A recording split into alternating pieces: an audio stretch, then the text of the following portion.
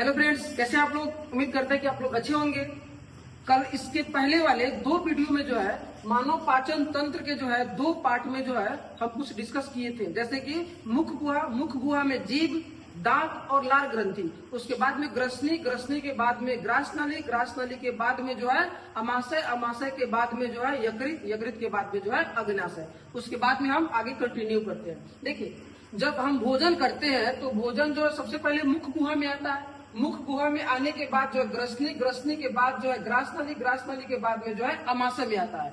और अमाशय में आने के बाद जो है अगला पॉइंट जो है छोटी आंत। लेकिन छोटी आंत में आने के पहले जो होता है ये अग्न्याशय कहता है कि हम तब तक भोजन में अपना एंजाइम न मिलाएंगे तब तक जब तक कि भोजन क्षारीय न हो। तो वहां पर जो है यकृत जो है अपना भूमिका निभाते हैं कि यकृत जो है पीत रस को बनाते हैं और बनाने के बाद जो पित्ताशय में स्टोर कर देते हैं और पित्ताशय से पीत जो है छोटी आंत के प्रथम भाग में आते हैं, तब भोजन जो है क्षारीय बन जाते हैं और तब जो है यहाँ से जो है अग्न्याशय जो है अपना अग्न्याशी रस को जो है मिलाते हैं। उसके बाद में भोजन क्षारीय हो जाते हैं। उसके बाद में भोजन को आना होता है छोटी आंत में। तो आज हम पढ़ेंगे छोटी आंत। छोटी आंत की बात करें तो इसको अंग्रेजी में स्मॉल इंटेस्टाइन भी कहते हैं। छोटी आंत आहार नाल का सबसे लंबा हिस्सा है, जो कि अमाशय के बाद वाला हिस्सा है। इसकी लंबाई की बात करें तो 6 से 7 मीटर लंबा और 2.5 सेंटीमीटर चौड़ा होता है।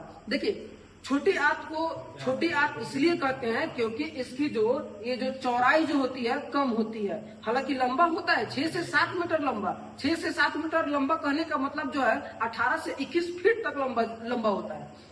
और छोटी आंत की अगर हम बात करें तो छोटी आंत शाकाहारी जंतु में लंबी होती है और मांसाहारी जंतु में है छोटी होती है। उसके बाद में अगला पॉइंट है कि मनुष्य के छोटी आंत को जो है 3 भाग होते हैं। कौन कौन? ग्रहणी, जिसको अंग्रेजी में ड्यूडेनम कहते हैं, दूसरा जेजुनम और तीसरा इलियम। जेजुनम को अंग्रेजी में जेजुनमे कहते हैं और इलियम को अंग्रेजी में इलियमे कहते हैं। ग्रहणी की बात करें, ग्रहणी की, तो अमाशय से एकदम सटा होता है। छोटी आंत का प्रथम भाग है और ग्रहणी जो कि छोटी आंत का सबसे छोटा भाग है। ग्रहणी की बात करें तो ग्रहणी में ही पित्ताशय से पित्त रस मिलते हैं, अग्न्याशय से अग्न्याशी रस इसमें मिलते हैं। ग्रहणी की बात करें तो यहाँ पर ग्रहणी और अमाशय के बीच में जो है पाइलोरिक वाल्व पाए जाते हैं। पाइलोरिक वाल्व का काम है कि अमाशय से भोजन तो छोटी आंत में आ जाएगा, लेकिन फिर से रिटर्न जो है छोटी आंत से अमाशय में नहीं जाने देगा। उसके बाद में छोटी आंत का दूसरा भाग जो है जेजुनम, जो कि मध्य भाग है, और तीसरा भाग जो है इलियम। इलियम की बात करें तो सबसे महत्वपूर्ण भाग है। इलियम सबसे लंबी भाग है छोटी आंत का, और इलियम सबसे महत्वपूर्ण भाग इसलिए है क्योंकि छोटी आंत की सबसे ज्यादा आर्द्र रस जो है इलियम से ही निकलते हैं और उससे जो है संपूर्ण पाचन होते हैं। अब जैसे ही भोजन जो है अमाशय से छोटी आंत में जाते हैं, पित्ताशय से पित्त छोटी आंत में मिलते हैं ग्रहणी में जाकर, और अग्न्याशय से अग्न्याशी रस जो है छोटी आंत के ग्रहणी में मिलते हैं। वैसे ही छोटी आंत की दीवारों पर जो है छोटी आंत की दीवारों से जो है रस निकलने लगता है और उस रस को जो है हम आंत्र रस कहते हैं। आंत्र रस में की बात करें तो उसमें अनेक प्रकार के एंजाइम पाए जाते हैं और उनके कार्य की बात करें तो देखिए, पहला जो एंजाइम जो है पेप्टाइडेज एंजाइम। पेप्टाइडेज एंजाइम जो कि पेप्टोन को अमीनो अम्ल में बदल देते हैं। दूसरा लाइपेज एंजाइम। लाइपेज एंजाइम वसा को वसीय अम्ल और ग्लिसरॉल में बदल देते हैं। हालांकि लाइपेज सबसे पहले जो है अग्न्याशय से निकला था, लेकिन पूरा पचा नहीं पाया था। ठीक है, बचे हुए वसा को जो है छोटी आंत के लाइपेज पचाते हैं, वसा को वसीय अम्ल और ग्लिसरॉल में बदल देते हैं। उसके बाद में तीसरा माल्टेज एंजाइम, और माल्टेज एंजाइम माल्टोज को ग्लूकोज में बदल देते हैं। लैक्टोज एंजाइम जो कि लैक्टोज को ग्लूकोज तथा ग्लैक्टोज में बदल देते हैं। पांचवा इन्वर्टेज एंजाइम, और इन्वर्टेज एंजाइम सुक्रोज को ग्लूकोज तथा फ्रक्टोज में बदल देते हैं।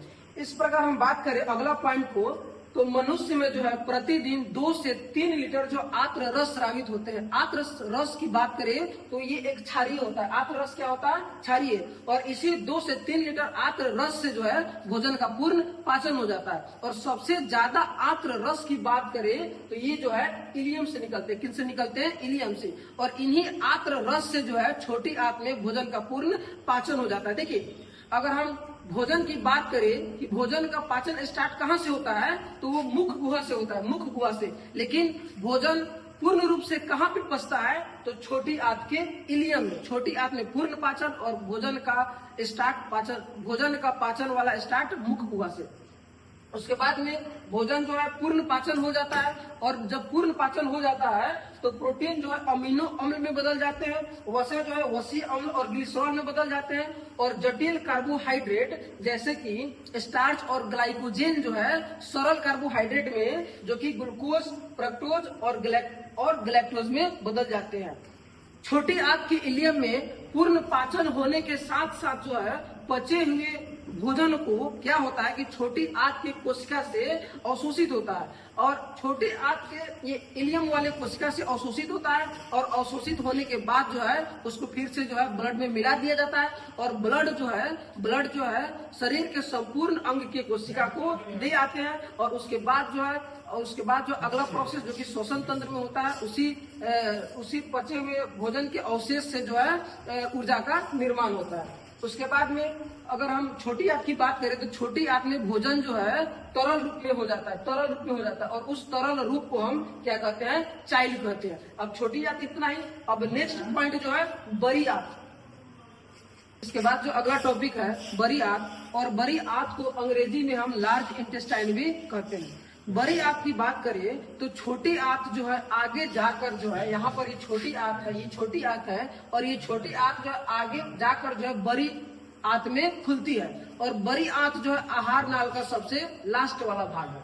बड़ी आंत की बात करें तो बड़ी आंत जो है छोटी आंत की तुलना में चौड़ी होती है, परंतु छोटी आंत से लंबाई में छोटी होती है, लंबाई की तुलना में छोटी होती है। बड़ी आंत को बड़ी आंत इसलिए कहते हैं क्योंकि उसका डायमीटर जो है चौड़ी होती है। अगला पॉइंट की बात करें तो बड़ी आंत में दो भाग होते हैं, एक पहला जो कोलन, जिसको अंग्रेजी में कोलन ही कहते हैं, और दूसरा मलाशय, जिसको अंग्रेजी में रेक्टम कहते हैं। कोलन की बात करें तो कोलन में होता ये है कि छोटी आंत में जो भी भोजन पच जाते हैं, और पचने के बाद जो अपचा भोजन होता है, जो अपशिष्ट भोजन होता है, वो कोलन में पहुंच जाता है, और कोलन में पहुंचने के बाद कोलन जो है उसमें से जो है जल का अवशोषण करते हैं, और जल का अवशोषण करने के बाद जो है अपशिष्ट भोजन जिसमें जल ना है उसको जो है मलाशय में जो है संचित कर देते हैं। मलाशय में सिर्फ जो है अपचा भोजन जो है संचित कर देते हैं, और उसके बाद में समय समय पर जो है एनस के द्वारा जो है बाहर निकल जाते हैं। उसके बाद में अगला पॉइंट जो है छोटी आंत और बड़ी आंत। यहाँ पर देखिए, ये है छोटी आंत और ये है बड़ी आंत। इस दोनों के जोड़ पर जो है नली के समान संरचना पाई जाती है, और उस नली के समान संरचना को हम सिकम कहते हैं। क्या कहते हैं? सिकम। और सिकम की बात करें तो सिकम के शीर्ष स्थान पर जो है उंगली समान संरचना होती है, और उस उंगली समान संरचना को अपेंडिक्स कहते हैं। क्या कहते हैं? अपेंडिक्स कहते हैं। बात करें अपेंडिक्स और बात करें सिकम का, तो ये दोनों जो है मानव में अवशेषीय अंग है,